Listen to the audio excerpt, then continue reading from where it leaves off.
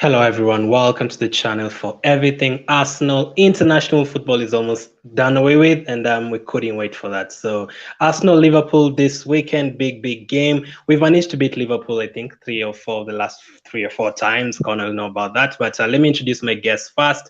Jess, back on the channel again. It's Jess Senior from Shino's Arsenal. How are you? I'm good. I'm good. Thank you for having me. Awesome. Thanks for being here again. And Connor from the Kop Council. How are you? Very good, thank you, mate. Thanks for inviting us on. No problem. And so Arsenal Liverpool on Saturday. I think the game was pushed back from Sunday since Liverpool have a Champions League game. So I prefer Saturday games anyway. So let's get done it quickly. So we'll be doing a combined 11 today. And the catch today is we'll be doing the players who are currently fit. So we won't be including any players who are not fit. So that's a lot of Liverpool players, Connor, right? That's a lot of Liverpool players not included, unfortunately for you. Well, I think there's about 5 people fit, so this is just going to be a full Arsenal team. Thanks. Sorry about that, man. Sorry about that. So we'll start with the goalkeepers. Or before I start with the combined 11, Jess, how much are you looking forward to the game? I mean, I don't ever really look forward to our games against Liverpool, to be honest. They're usually high-scoring games, and even though we've won some of the more recent ones, the last one I just kind of felt like we never really showed up.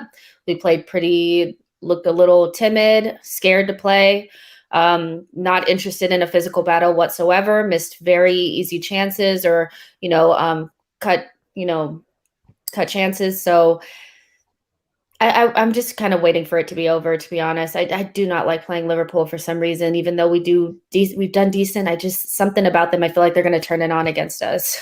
So annoying. Yeah, so annoying. Luckily, this is like the second toughest game we have remaining. We have Chelsea nearly at the end of the season. So after those 2 games, it's going to be easy. You'd imagine so. Connor, how about you? How much are you looking forward to the game? I mean, we don't usually look forward to Liverpool games, but you guys have lost, I think, 3 of the last 4 against us. Hey, look, anytime Liverpool playing is an exciting time. As long as it's not international football, of course. No, look, I'm really looking forward to this game. We've been kind of good at the moment with having finally a centre back pairing over the last few games with Nat Phillips and Hosenka back, which will be nice to see again. And of course, Jota is banging form at the minute. Scoring goals before the international break, and he's banging them in for Portugal at the minute. I think he got 2 the other night as well, so he's banging form as well.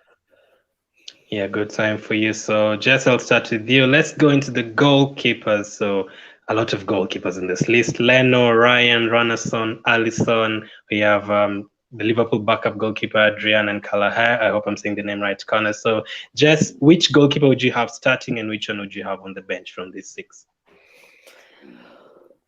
So the options are Alisson and Leno. I mean, that's pretty clear for me right now, but both in interesting form, I would say. Alisson's never really looked out of form to me ever. And then he had the strange period where he was making uncharacteristically, bad mistakes, and probably had something to do with personal issues. He lost his father and things like that. Leno has been off form as well. He's a good shot stopper, but looking at the way the Liverpool players are probably going to press us, probably not going to be able to play out of the back. That seems like the way to go. If I was Klopp, that's what I would do. And for that reason, even though Alisson's been off form, he's the better keeper overall. And that's probably the keeper I would pick. Okay, and what would you do with Ryan and Ranasson next season? Would you try and sign Ryan, or would you sell Ranasson? I would try to sign Ryan and loan Runnerson out or something. I think we have 2 decent goalkeepers in our academy that could probably be moved up. I can't think of their names right now, but Runnerson is just not up to the level, and I don't ever want to see, if Ryan were to go down or Leno to go down, I wouldn't want to see Runnerson. I'd rather put a field player in, to be honest. He's so scary to me back there.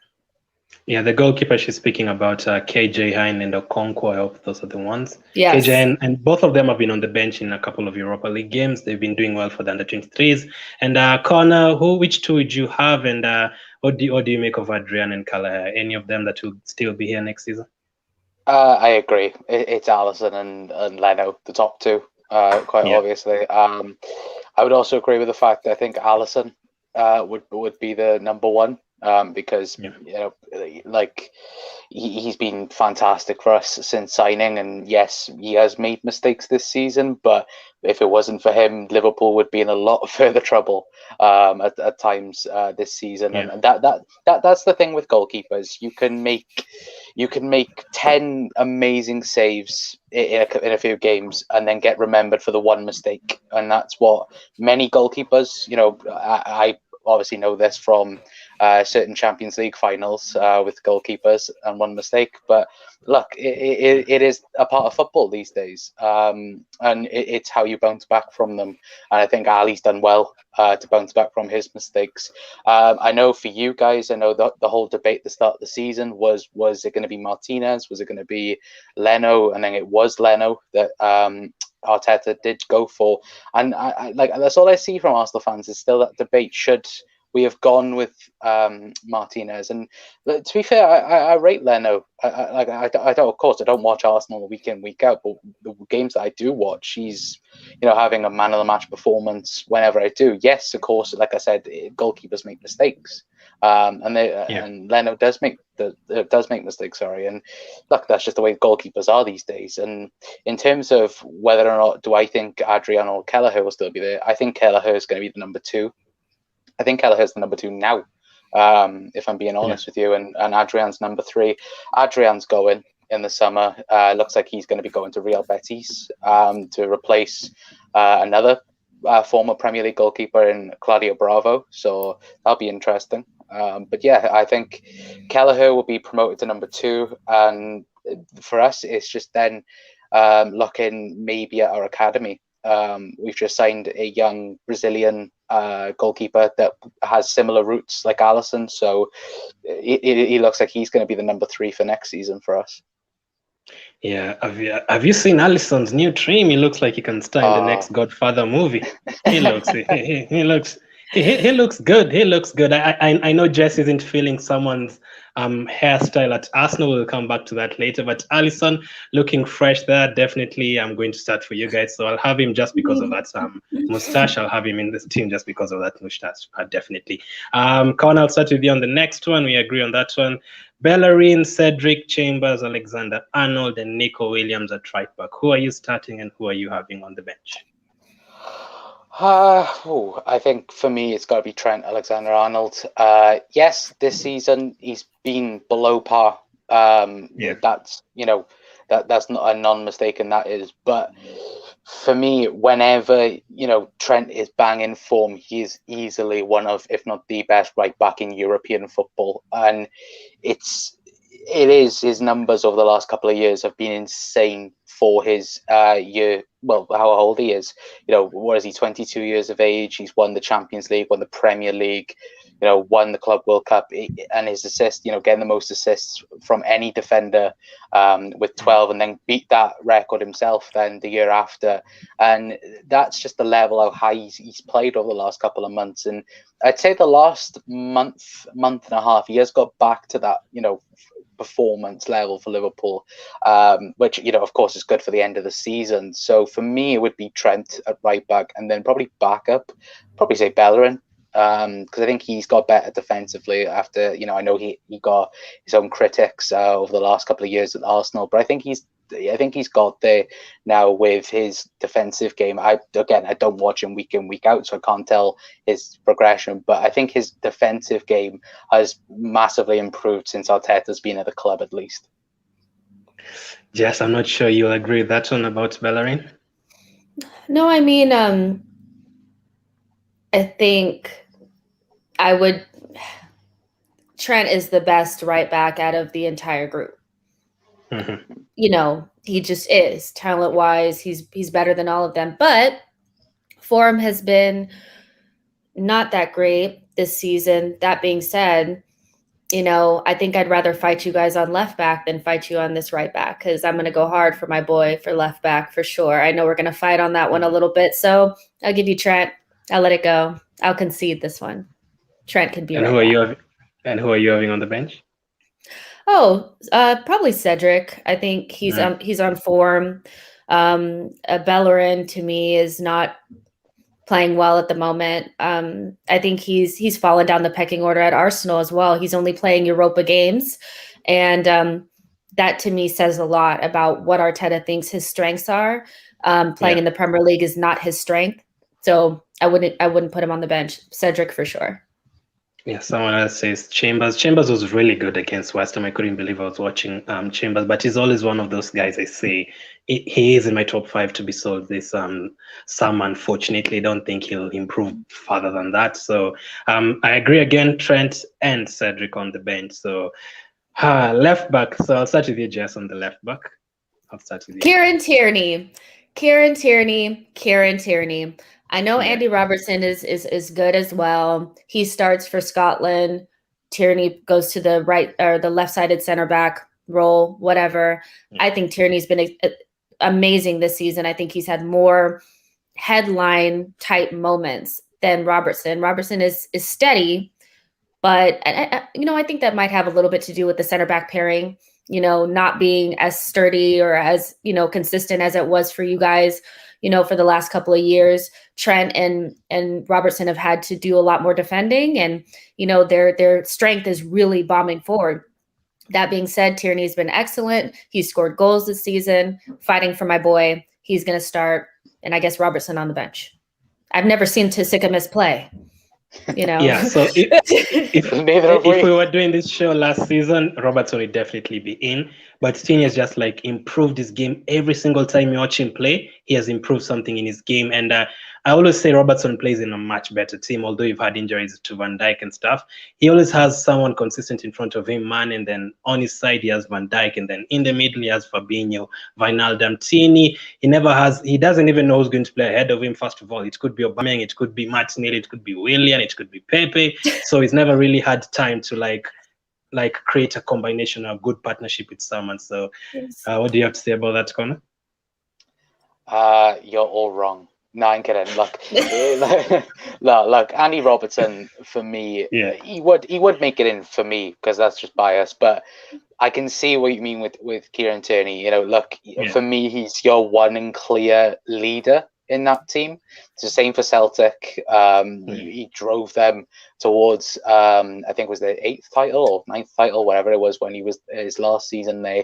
And look, he has probably been your best player, probably this season, and that just shows what Arsenal were missing, because of course you had Nacho, Monreal there in previous years, and look, now you have one of the best young left backs in world football. I'm not going to lie, I wanted Kieran Tierney at Liverpool to be back up to Robbo, and maybe that working out, but that course didn't work for us. I agree. I don't know where Kostas Tsimikas is. He must be back at Greece because we've never seen him. No, but this season, if we were judging it just on base of this season, no Liverpool player would get in hardly anyway. So I'll concede Kieran Tierney, because he's been your best player this season.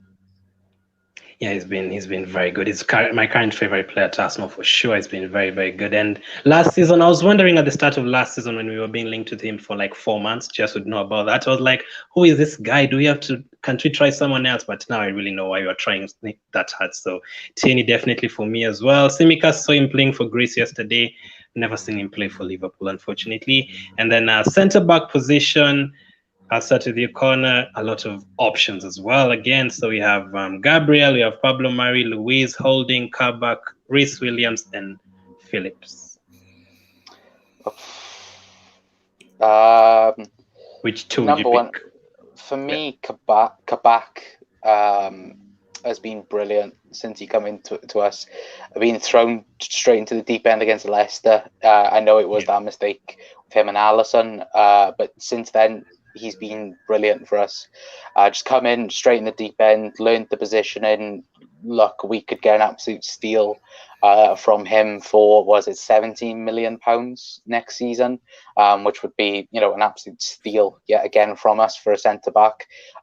So for me, he gets in because, look, he's only 20, but just turned 21, and he has, 9 years left of, learning and progressing, and he looks such a solid centre-back already.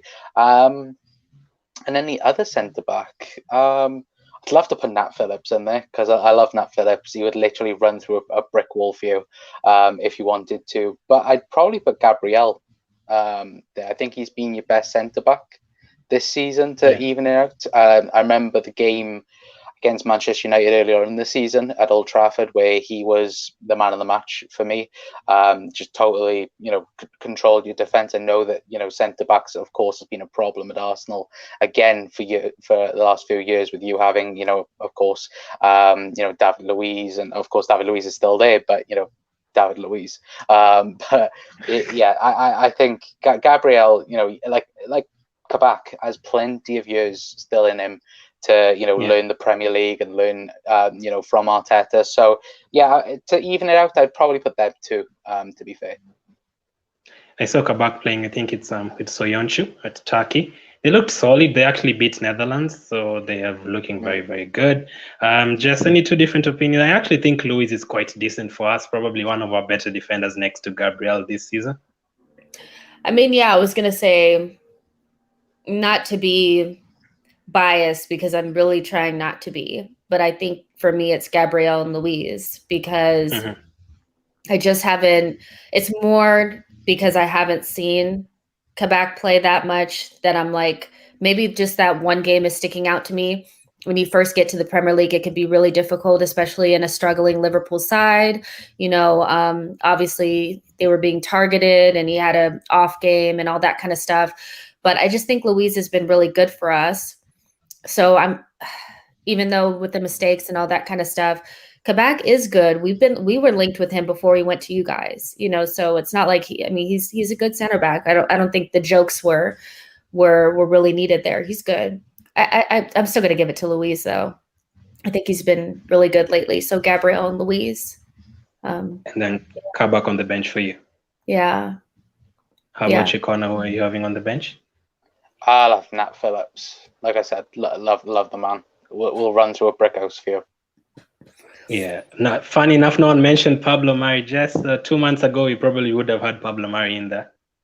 No, I was always very firm about it's Gabriel and it's only Gabriel. You get what you pay for. I mean, Marie is a good backup, but it's always Gabriel. He's the better one. It's clear.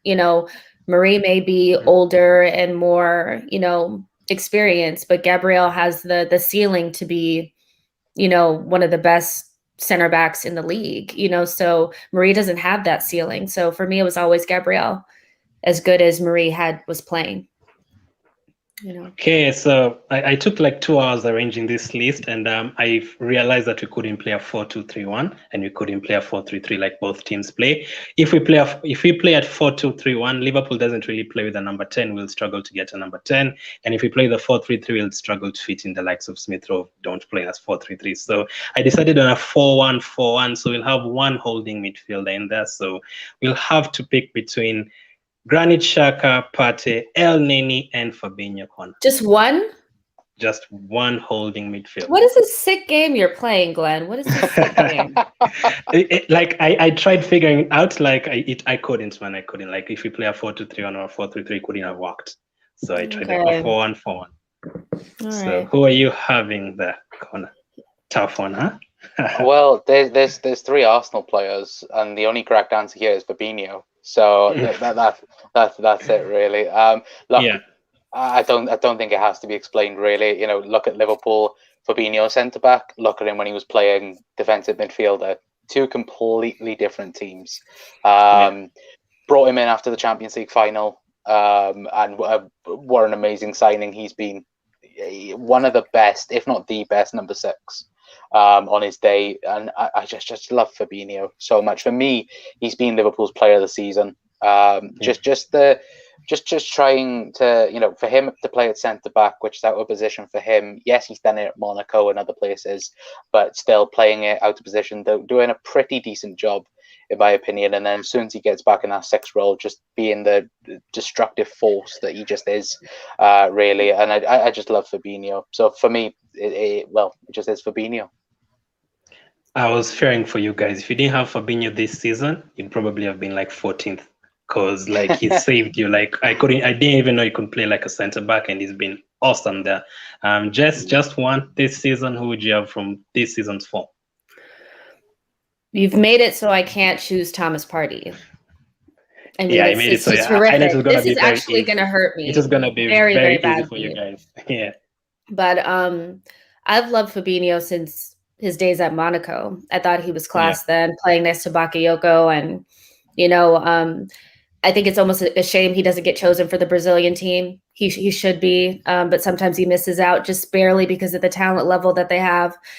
He's one of your best players, like clear and far, and you guys have a lot of really good players. But for me, consistency, just he can play in multiple positions, plays them well. He's reliable, so it has to be Fabinho, and that really hurt me badly not to be able to pick Thomas Partey. Yeah, I know if you had a two in the midfield, it would have been so easy for you guys, Partey, Fabinho. So let's make it more interesting. The next one, I do agree with Fabinho. Has been magnificent this season, and Partey injuries, a lot, like 3-4 different injuries this season. So I'm hoping next season he'll kind of overtake him, and when we do this next season, we'll have Partey as 100%. So on the left side, we have Aubameyang. Last time I put Aubameyang on the left, Jess wasn't happy, but he has been playing in that position. So Aubameyang, Martinelli, Willian, Mane, and Jota. Jess, which one are you picking from those five? Come on. You're trying to make it where we can choose more of their players than we probably should be. No, I'm going according to where these players have been playing this season. Most of the time. Well, it's not Aubameyang. Martinelli doesn't play enough. Surely is not Willian. And Jota hasn't been playing, so it's obviously Mane. Mane is probably one of my top 3 favorite players in the league. He doesn't get enough praise, in my opinion. Got to give it to Mane. So this is hurting me badly. Yeah, I know. Connor, for Mane this season, for Liverpool fans, there was a time Salah was taken off. I think you were drawing at that time at home. I think you were one of those games. And people are complaining about Mane staying on. So he hasn't really been at the best of forms. Like, people have been asking for him to get benched. I wouldn't say people have been asking for him to get benched. I think it's just the frustration of not being able to click like we have been doing over the last 3 years. And look, Mane, he hasn't been at his best, but when he is, on certain occasions, he is up for the game, then, he is one of the best in the Premier League. I think it's kind of unfair that Jota's at left wing, even though I'd like to put him at striker. That's what I was thinking. Why is he not in the center? Like, why is he not center forward? He is usually left. It's hard to describe it. He's like left wing striker. Got it. Type thing. But for me, Sadio Mane is in there, but it's so close between him and Jota, because even though Jota has had the injuries, he's been a sensational signing. Every single time he's played, he's made an impact. I remember for us in the Champions League when he scored a hat-trick, which was, I think, only the second time a Liverpool player has scored a hat-trick under Klopp in the Champions League, and the only other guy to do that was Sadio Mane. So that was, a nice thing. But Jota, he's a breath of fresh air, really. For left wing, it's got to be Sadio Mane. Sadio Mane. And who are you having on the bench, Connor? Jota. I just, like I said, I love Jota. I know Jess didn't mention Aubameyang because she's kind of not feeling his new hairstyle, right? I can't. From your tweets, It's more of a talking point for me. It's like, do what you want to do, boo. If you want to have that hairstyle, have it, but make sure you're banging in goals, because I can see if we play against Liverpool and he doesn't score a goal, or he drops a clanger, doesn't play very well, the hair is going to be talked about. So just make sure the playing, is up there as well. Like, That's what I what is always that say. hairstyle? Like, I'll tell you what. I'll tell you who he's trying to be like. He's trying to be like one Arsenal legend called Javinho. Remember him? No, That's who he's he's trying to be like That's Travis Scott. Nobody Travis wants to be Scott. like Gervinho. Come on now. Well, he'll That's struggle horrific. to be like. He'll struggle to be like Travis Scott. He'll struggle to be like him. You have to. Even Aubameyang can reach that kind of swag. So on the left side, we are having those two. So Mane and Jota. Jesse said Mane and Jota as well. Unfortunately, yes, because Aubameyang and Jota are not at center forward, so I can't manipulate this. So Yeah, I know. If you thought that was tough, I'll start with you on the next one corner. We have on the right side. Okay, now Saka is injured currently, so he doesn't make the today's combined 11. Unfortunately, it would have been hard if he was there. So on the right side, probably easy corner. Pepe, Shaqiri. We have the likes of Salah and Chamberlain. I actually included Chamberlain on that side because that's where he's played most of his career. I wouldn't put Chamber there. Yeah, you know, this is why he left Arsenal. He doesn't like it on that right-hand side. He likes it in central. But no, look, it's got to be one man, Mo Salah. Somehow still the top goal scorer in the Premier League. Probably dragged us this season with his goals, and still gets underestimated season upon season upon season. And it's now a 4-season wonder when it comes to Mo Salah. He is unreal. His numbers are ridiculous every single season. I think now he's the only Liverpool player to score plus 20 goals in 4 seasons in a row, which is ridiculous. Or I think it's up there with maybe Michael Owen, I think. But yeah, without a shadow of a doubt, it's got to be Mo Salah. 100%, definitely. That would have been very, very easy. Thanks for that, Yanks. The link to Jess's channel is in the description, so make sure you go and subscribe to her. And then obviously you do know Connor, but his link is in the description as well. Jess, who are you having on the right side? Who are you having on the bench? Would have picked Saka if he was on there, but obviously got to pick Mo Salah. Pepe on the bench. Pepe, my super sub. You know, if it was anybody else, I'd probably figure out a way to manipulate it to put Pepe in there. But because of the reasons that you guys have already said about Salah's numbers in a struggling Liverpool side, still seemingly is the best striker in the league. Weirdly, the Liverpool strikers or the forwards are really underrated in some way. Like it's this weird thing where it's about Harry Kane and, you know, other players like that, but they're consistent and really, really dangerous and really scary. Tell you, I never like playing Liverpool because just those two are like nightmares, you know, so definitely Mo Salah for sure.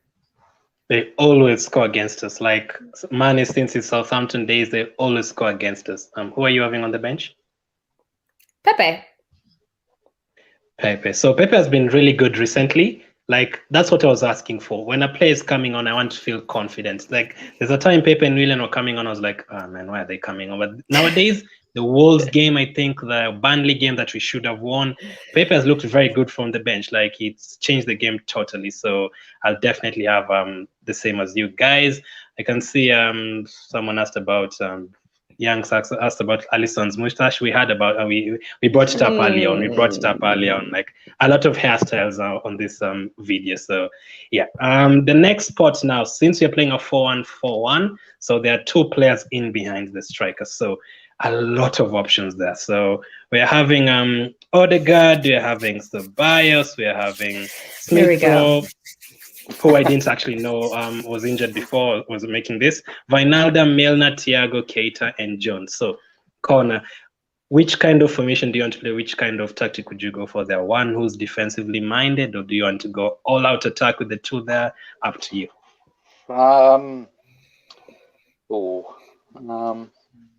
It's hard. This is really hard. Yeah. I'd love to put Naby Keita in because like I'm a Naby Keita fanboy, really, but you can't put him in because you know just can't. Yeah. I think Odegaard has to be in there because of the impact he's made for you guys since January. Which, by the way, I don't know whether or not if Arsenal can get him on a full-term deal, but if you can, then that would be one hell of a signing. for you guys. And then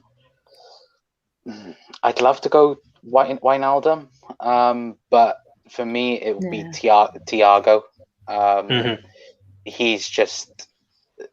He's got a lot of criticism this season, in my opinion. I feel like it's been a lot of.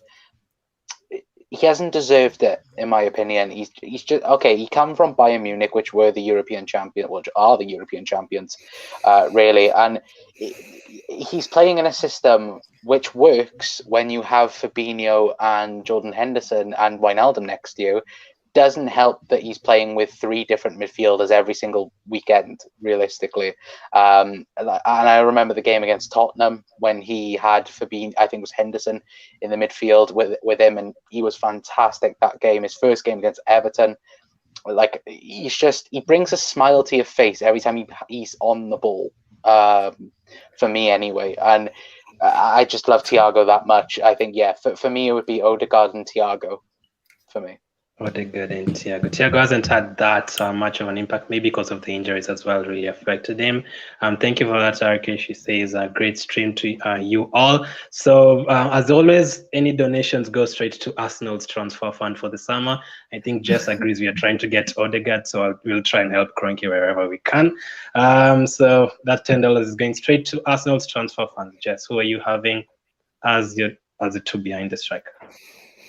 I think it's just obvious to me when I'm looking at these options. It's Odegaard and it's Thiago. Like it just is. Odegaard has obviously been a breakout for us, like a breakout star. Obviously, people know that was a child prodigy, brought into Real Madrid really, really young.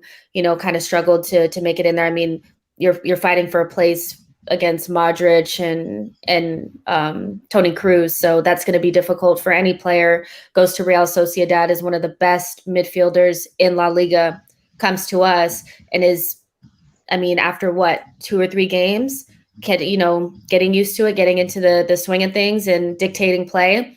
He's definitely a world-class player on his way to world-class. He's still young, but I think he's going to be world-class for sure. And Thiago is just, I think the criticism really comes with, especially for rival fans, they didn't want him to do well. To be honest, they don't want to see Liverpool. I didn't know that there was so much venom and hate that people had for Liverpool, because I don't feel that. I don't get it, but I noticed that people kind of wanted Thiago to do poorly, same as they wanted Thomas Partey to do poorly. So the minute that they got injured or didn't reach the heights that were expected, it was like, let me go in on them. But these are world-class players we're talking about, and Thiago, I think he's going to show it next season. I don't have any, I think it's going to be good. And who doesn't want to see Fabinho, Thiago, Odegaard playing in a team? Like, that would be awesome, wouldn't it? So hey. That would be. But I still know you want some party in there. Sorry. Of course. So up front, Connor. Oh, now there are 2 players that I would never play anyway. So what is this? Lacazette or Firmino? Let's just say Lacazette or Firmino. Who would you have there? Players who come under a lot of pressure and criticism. Where's the Jota option? Can we put Jota in there, please? Nah. If we got to pick between Lacazette and Bobby Firmino, for me, Bobby Firmino. He loves playing against Arsenal. I think he's the most. I know that. Yeah, he's the most prolific Liverpool goal scorer against Arsenal. I think that's correct. If I'm wrong, then I think it's following Fowler. Yeah. I think that is it. To be honest with you, I still can't get over Lacazette's horror show against us earlier on this season, where he missed 2 1-on-1s with Alisson. Like that. Yeah. That for me just showed, Lacazette is nowhere near it, in my opinion. And I would genuinely be surprised if Arsenal didn't look to offload him this summer. Like I would be genuinely surprised. But for me, Bobby Firmino, look, he hasn't had the best of seasons. Let's not get that out of the way. But look, he turns it on when there's a crowd there. Sadly, there's no crowd there at the moment. But, I think everyone that's Liverpool, fan based, I think we love Bobby Firmino no matter what. Yeah, we get frustrated at him, but I think that's just being a normal fan. You get frustrated with everyone at times, but it is Bobby's ability on the ball, his silky moves, his skills, classic Brazilian. I think that's what you'd like to call him. So yeah, for me, Bobby Firmino. I think for these two strikers, usually strikers like Hasselbank, Peter Crouch of those days, they're just strikers, score goals. But these two, Firmino and Lacazette, they usually contribute a lot on the pitch apart from scoring goals. Like holding up play, Lacazette is one of the best. Firmino in terms of skills, I love how he usually plays like he's just back in Brazil on the streets. The way he usually has those flicks. And there's a goal he scored against Arsenal where he didn't even look.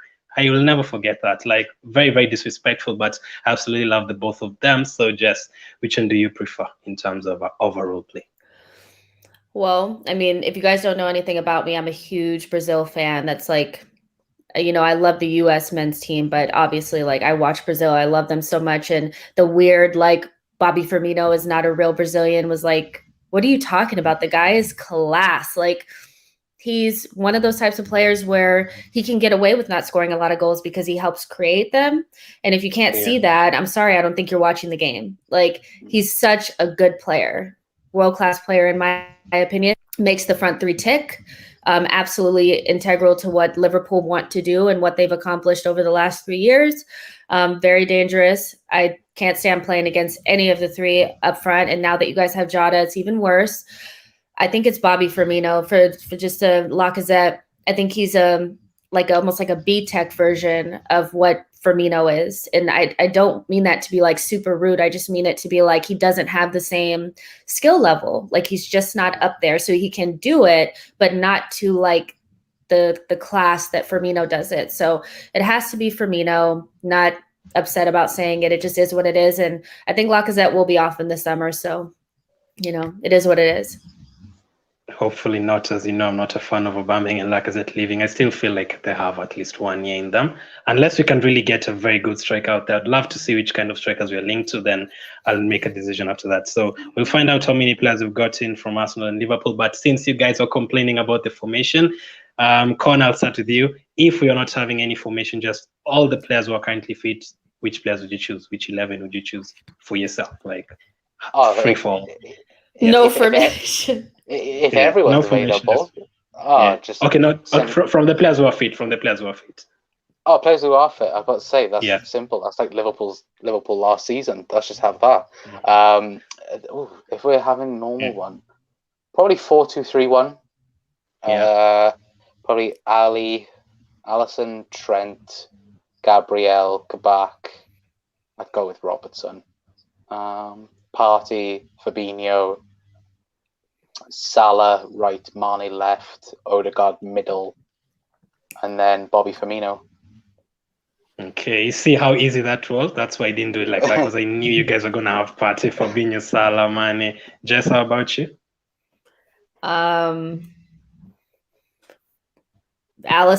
Trent, Louise, Gabriel, Tierney, Thomas, Fabinho, Odegaard, Salah, Mane, Bobby. Okay. What if Saka was fit? Why would you get him in? Oh, I would just choose him over Salah because he's Bukayo Saka. Like, what do you mean? Like, sometimes you just choose players because they're your baby. Like, you know, so it's like, of course I'm going to choose him, even if I know that Salah's the better one. You know, I would have just said it. You can't vouch for Pepe, but you can definitely vouch for Saka, you know?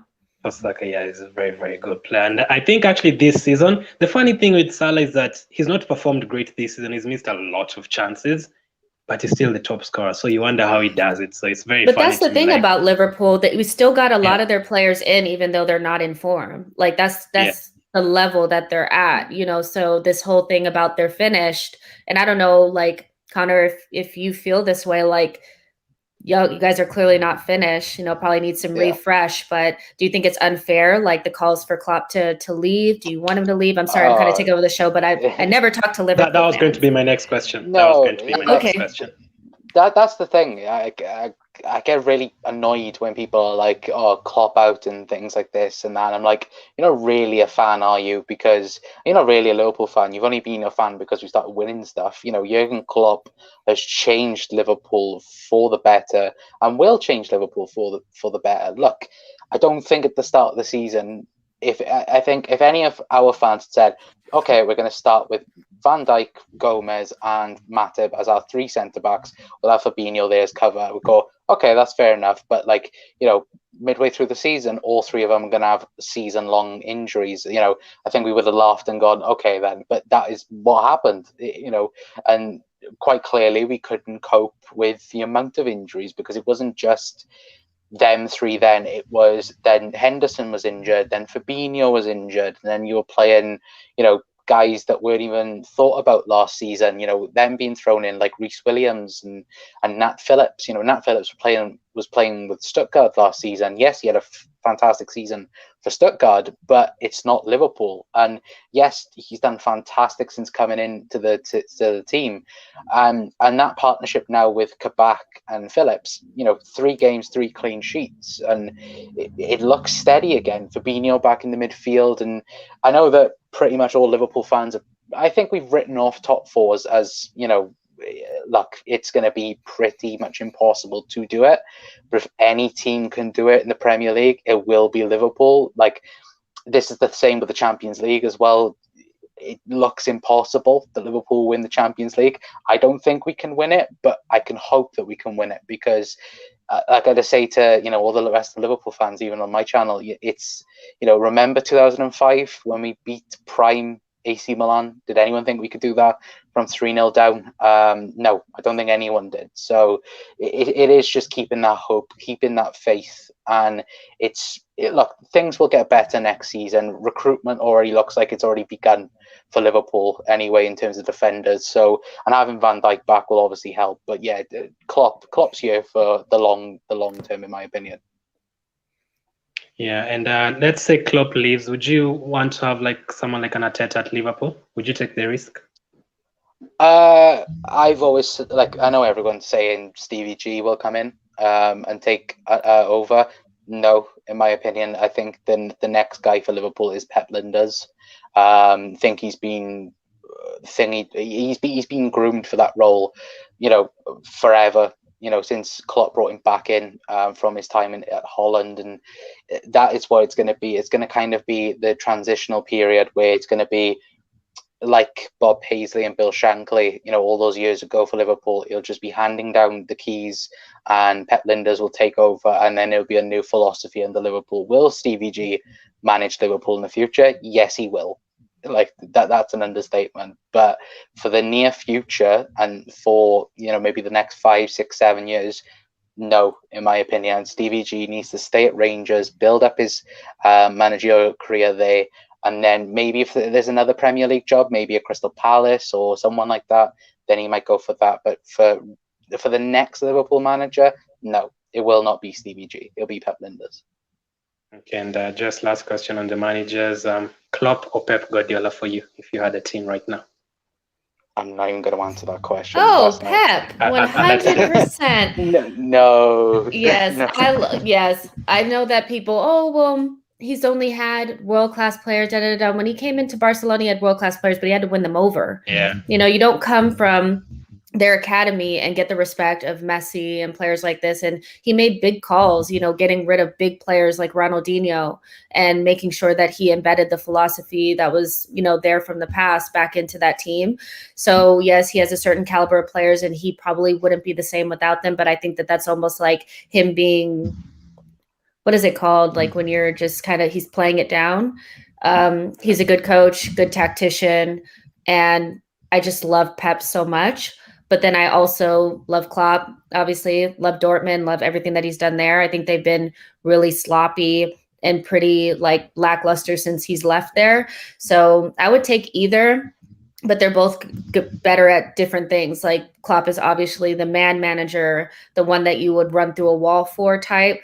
Pep is more like the follow my directions and you'll play games and build a super team type of thing. So, but Klopp has done a lot with a little. People think that Liverpool have spent a lot of money. They've spent well, but bringing players like Andy Robertson from Hull and, Trent came from their academy and Mane from Southampton. Don't get it twisted. He's done a lot with a little, so he's a very good coach as well. But I would take Pep because I just love Pep.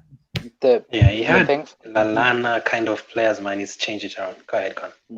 No, the thing for me is I'm not Boston Pep Guardiola as a manager. He's one of the best to ever have done it. He has. Just look at his achievements. But for me, Pep Guardiola could not do what Jurgen Klopp has done at a club. He's done it at Dortmund. He's done it at Mainz. He's done it at Liverpool. Pep Guardiola, for me, cannot take a budget team and turn it great. He needs money and he needs the financial support. He's had it at Barca. He's had it at Bayern. And now he's having it at Manchester City. They will probably spend another 50, 60 million on a left back, which will be the 400 and odd million that they spent on defenders, which is ridiculous. And for me, that's just it. I'm not saying that Guardiola, he's not a bad manager. Of course he's not. He's won the Premier League, going to be 3 times now. He's won La Ligas, he's won Champions Leagues. But the thing for me is that he cannot do it at all on a budget. And that if he went to a club and did it on a budget, then I would say fair enough, fair play on him. But for me, he just cannot do it with a budget, and he can't get the best out of a situation.